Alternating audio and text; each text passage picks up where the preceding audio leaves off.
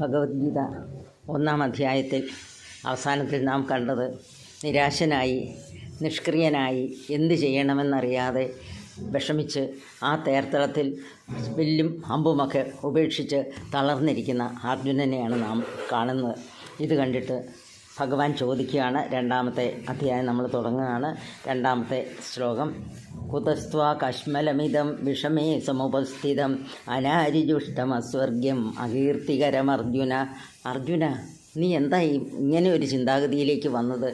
കാരണം ഇവിടെ വരുന്നത് വരെ അർജുനൻ്റെ ചിന്ത എന്തായിരുന്നു? ഈ രാജ്യം സ്വന്തമാക്കണം, എനിക്കും എൻ്റെ ജ്യേഷ്ഠന്മാർക്കും ഈ പാണ്ഡവന്മാർക്ക് ഈ രാജ്യം ഭരിക്കണം, ഈ ധൃതരാഷ്ട്രരുടെ പുത്രന്മാരുടെ ആ ദുഷ്ടതയ്ക്ക് പകരം ചെയ്യണം, അവരെ തോൽപ്പിക്കണം. ഇങ്ങനെയൊക്കെ ചിന്തിച്ച് ഒരു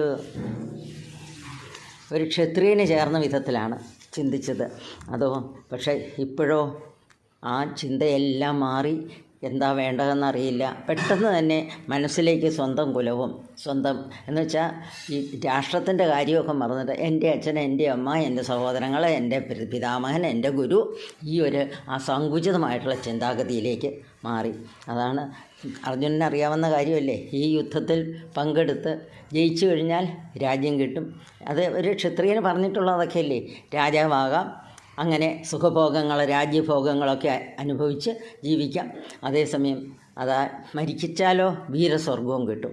അതല്ലേ ഇതുവരെ വിചാരിച്ചുകൊണ്ടിരുന്നത്. പക്ഷേ ഇപ്പം നിനക്ക് എങ്ങനെയാണ് ഇങ്ങനെയുള്ള ഒരു മോഹം ബാധിച്ചത്? അടുത്ത ശ്ലോകത്തിൽ പറയുന്നു.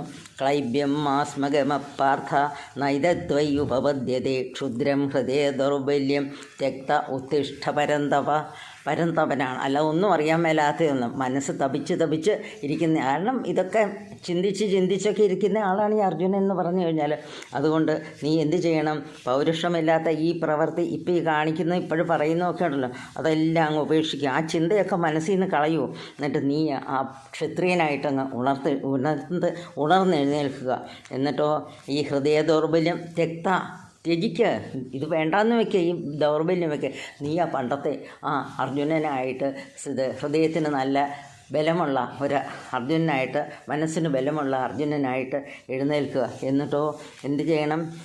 എല്ലാം ഉപേക്ഷിച്ചിട്ട് നീ ഉണരുക, പണ്ടത്തെ അർജുനനാവുക. എന്നിട്ട് നീ